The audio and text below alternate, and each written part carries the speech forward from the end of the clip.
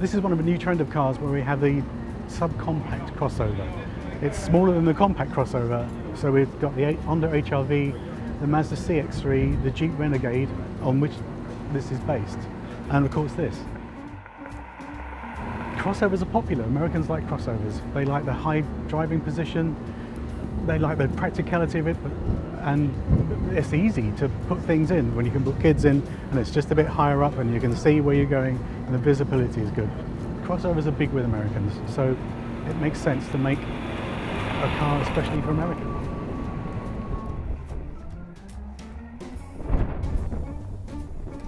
So the Fiat 500X looks like a Fiat 500. Just, it has that family look about it, and it has that retro feel to it, like the very old Fiat 500s. But obviously it's all painted with the bigger brush strokes. There are some handsome alloy wheels here, one of the choices. Nice chrome work here, nice chrome handles, so that looks a bit retro as well. And then some even more chrome work, just here and here. And then plenty of space for strollers and shopping.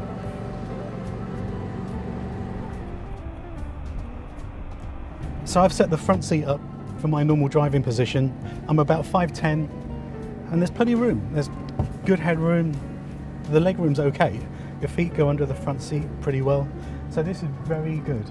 And it's very easy to get in and out. If you're loading kids in the back, it's just a good height.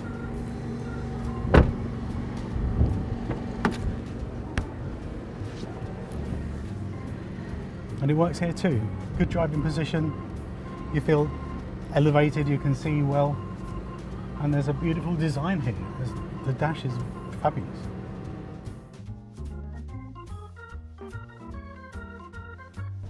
Okay, so this is the start-stop button.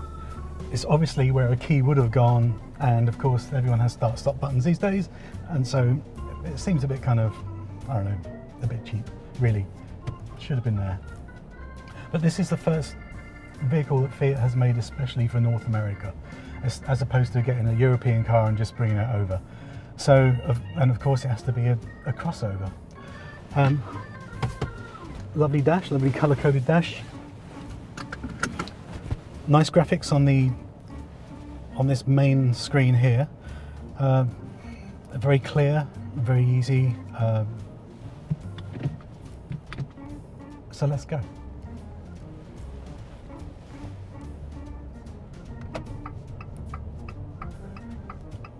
Switch gear feels a bit kind of, yeah, there's a kind of cheap sound to the indicator, which is kind of typical, I guess.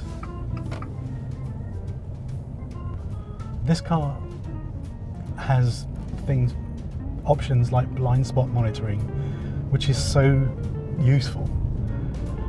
And that's normally a luxury item. It's you normally find it on cars like BMWs and Mercedes and Volvos, but it's really handy to have, even on so-called cheaper cars like this.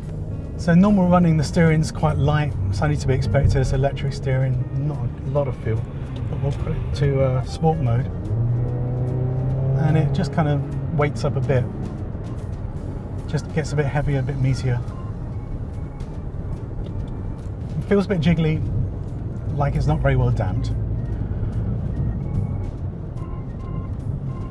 It could be a little more comfortable, but it's okay. You know, for driving around town, it's fine.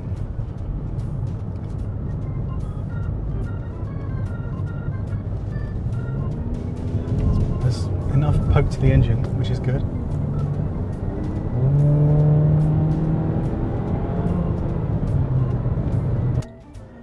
The leather looks a bit cheap, I have to say. But the design is good. There are lots of good shapes and proportions.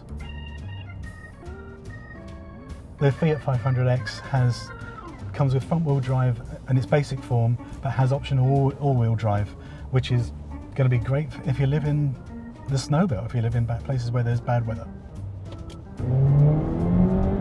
So we're in sport mode now. that just made things a little more interesting. It just kind of woke the car up a bit. They're talking about highway fuel mileage of about 30 miles per gallon, but nothing's been official yet. We have this elevated driving position, which is great because you're a great view of the road.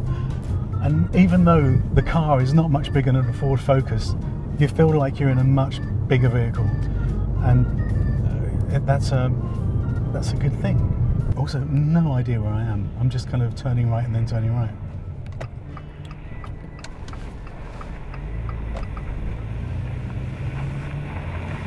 I do have my phone on, so.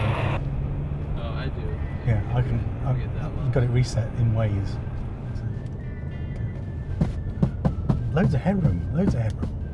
It's just a pleasant machine. It's great for the going to the shops, great for the school run. It's just works. Nice big nav screen here. It's the Uconnect 6.5, which other Chrysler users may recognize.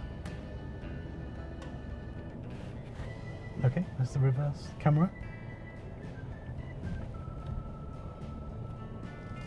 which is useful, and probably some bright spark is going to film a YouTube video just using one of those cameras.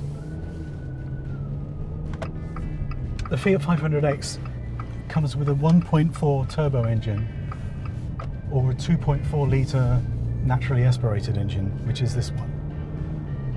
This one has enough poke for getting onto the freeway in 600 feet, turn left onto Jefferson Boulevard.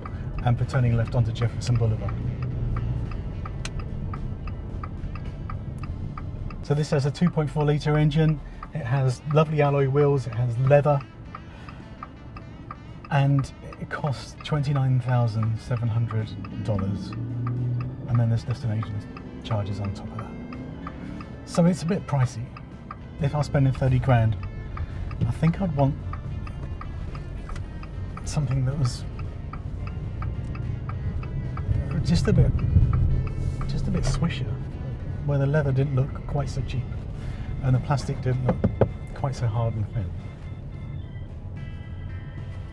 One thing I do like about this car is it's not the usual stuff. It's not the Honda, it's not the Toyota. It's just a bit different, and that's one of the things I really like about it. And it has its own design, has its own look, and its own feel, and that makes it stand out from the usual crowd. Yes, we're going to be driving jacked up subcompact crossovers in the future. There's going to be so many of these. It's just going to be the way we drive, just like sedans used to be the default choice. I think crossovers are going to be just as ubiquitous. They already are.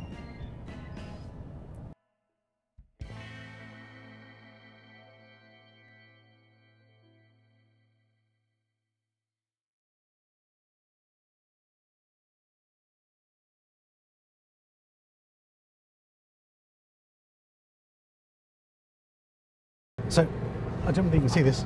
No, I can see it. Open it all the way up. There's a big cup holder here, Yeah, which is great for, right. Great for a bottle of water. But you put your phone in here, and it's a bit. Well, it was a lot easier to get out this time, but I had trouble the first time doing it. Sorry, that might be crap. Sorry. I just didn't think that the dog pockets. They're a bit deep and narrow. I'm not sure what exactly they could hold.